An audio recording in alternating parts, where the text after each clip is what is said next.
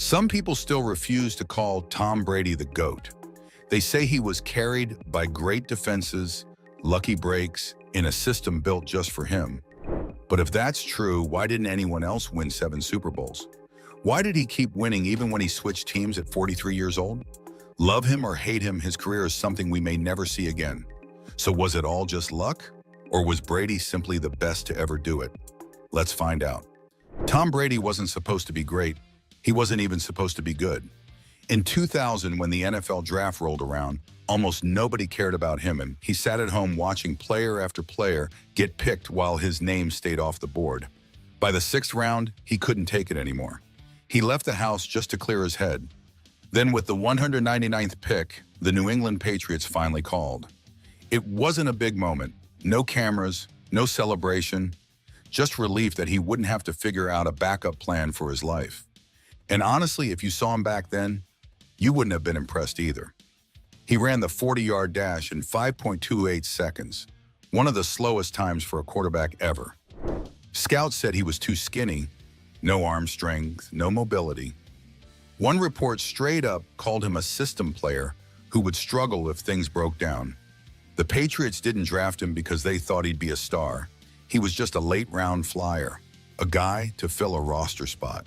When he got to New England, he wasn't second or even third on the depth chart. He was 4th. 4th-string quarterbacks don't usually last long. They're there to practice, hold a clipboard, then disappear. But Brady refused to be ignored. By the end of his rookie year, he had worked his way up to backup. That was impressive on its own, but there was no chance he'd start. The Patriots already had their guy, Drew Bledsoe. Then in week 2 of the 2001 season, everything changed. The Patriots were playing the Jets when linebacker Mo Lewis delivered a brutal hit on Bledsoe.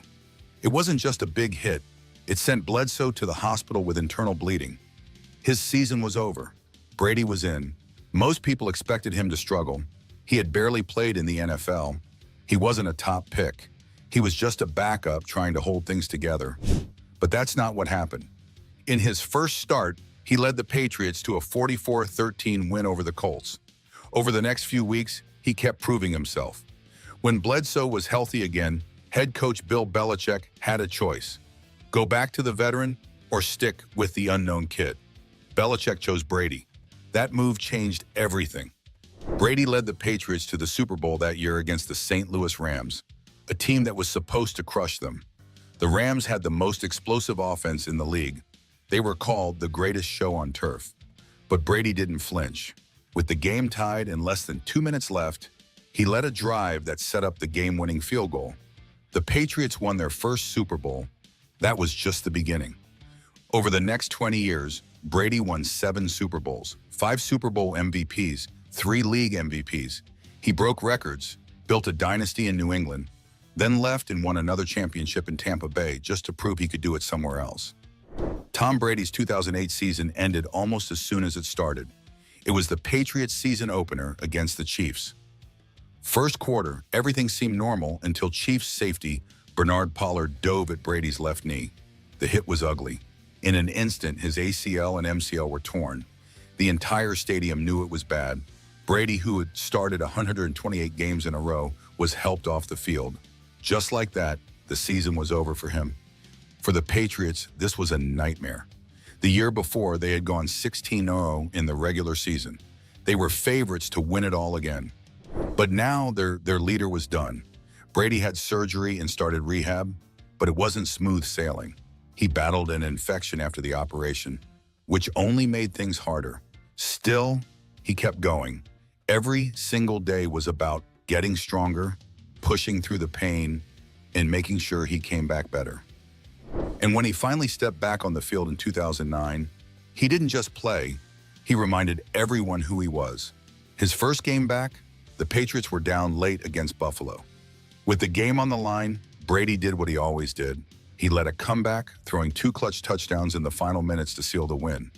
That season, he threw for over 4,000 yards, won the NFL Comeback Player of the Year award, and proved that no injury was going to stop him. But it wasn't just his toughness that set him apart. It was the sacrifices he made when nobody was watching. Most superstar quarterbacks chased massive contracts. Brady didn't. Over and over, he took less money so the Patriots could keep key players and stay competitive. In 2013, he signed an extension for $27 million, way below market value for a player of his caliber. In 2015, he gave up a $24 million guarantee, saving the team even more money. This wasn't a one-time thing. He kept doing it because he cared more about winning than padding his bank account. And because of that, the Patriots stayed dominant for years. His loyalty didn't stop with the team. It extended to his teammates too. A perfect example came in Week 18 of the 2021 season. Rob Gronkowski had a shot at earning a $1 million bonus, $500,000 for catches, and another $500,000 for yards. By halftime, he had enough yards, but was one catch short. Bucs had a big lead late in the game, and the starters were about to be pulled. Brady wasn't having it. He stayed in just long enough to get Gronk that final catch. One short pass, $500,000 secured. This wasn't a one-time thing. He had done the same for Antonio Brown the year before, making sure he hit his incentives. That's just who Brady was. Tom Brady has had plenty of unforgettable moments, but some of them changed football forever. Take Super Bowl 51, February 5th, 2017, Patriots vs. Falcons. By the third quarter, New England was in deep trouble. They were down 28-3, and no team had ever come back from a deficit that big in Super Bowl history. It looked over. But then Brady did what he does best. He found a way. He kept throwing, kept pushing, kept believing. His passes were crisp, his decisions perfect. And then the moments started stacking up. Donta Hightower stripped the ball from Matt Ryan. Julian Edelman made a catch that didn't even seem real, trapping the ball just inches from the ground. James White powered into the end zone in overtime, sealing the win. Brady had thrown for 466 yards, a Super Bowl record. The Patriots had run almost twice as many plays as the Falcons. Final score, 34-28, the biggest comeback in Super Bowl history. Then there was Patrick Mahomes, the NFL's new superstar, the guy everyone thought would take over the league. But before Mahomes could own the future, he had to get past Brady. The first time they met in a high-stakes game was the 2018 AFC Championship. It was a wild one. 4 touchdowns in the last 8 minutes. The game went to overtime. And when the Patriots got the ball first, Brady made sure Mahomes never saw it again. He marched down the field, converting 3 third-and-longs, then sent the Patriots to yet another Super Bowl. 2 years later, they met again. Super Bowl 55. Brady was 43. He was on a new team, playing for the Tampa Bay Buccaneers after leaving New England. A lot of people thought he was done, that he couldn't win without Bill Belichick. But they were wrong. Tampa Bay crushed the Chiefs 31-9. Brady threw 3 touchdowns. Mahomes didn't throw a single one. Just like that, Brady had his 7th ring, the most by any player in history, the oldest quarterback to ever win a Super Bowl. When he started in the NFL, guys like Brett Favre and Peyton Manning were at their peaks. By the time he retired, a whole new wave of stars, Patrick Mahomes, Josh Allen, Joe Burrow, had taken over.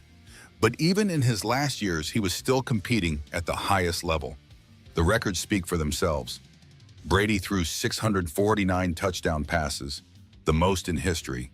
He passed for 89,214 yards, more than anyone who ever played. And then there are the Super Bowls, 7 championships, more than any player or even any franchise in the league. No other player has more than 5. He won 35 playoff games. Joe Montana, one of the greatest ever, had 16. And when the game was on the line, no one was better. He set records for the most playoff passing yards, the most playoff touchdowns, and the most game-winning drives.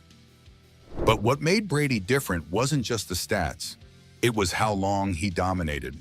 He played for 23 seasons, something no quarterback had ever done at this level. And he didn't just stick around, he was still leading the league. At 44, he set a record for the most completions in a season. At 43, he won a Super Bowl with a brand new team. He took more sacks than any quarterback in history, 565 in total, but he almost never missed time. The only full season he lost to injury was in 2008. His secret? The TB12 method. It focused on flexibility, diet, and recovery, and while some people doubted it, the results were impossible to ignore. His career was so long that you could divide it into three separate Hall of Fame runs. From 2000 to 2011, he won 3 Super Bowls and threw for over 45,000 yards. From 2012 to 21, he added 4 more rings, including the legendary comeback against Atlanta in Super Bowl LI. And in his final years, from 2020 to 2022, he proved he could still dominate by leading Tampa Bay to a championship at 43 years old. Comparing Brady to other legends only makes what he did even more unbelievable. Joe Montana had a perfect 4-0 Super Bowl record, but he threw for 11 fewer touchdowns in those games than Brady. Peyton Manning won 5 MVPs, but he retired with only 2 championships. Most great quarterbacks have peaks and valleys. Brady just kept winning. His records might stand for decades, maybe forever.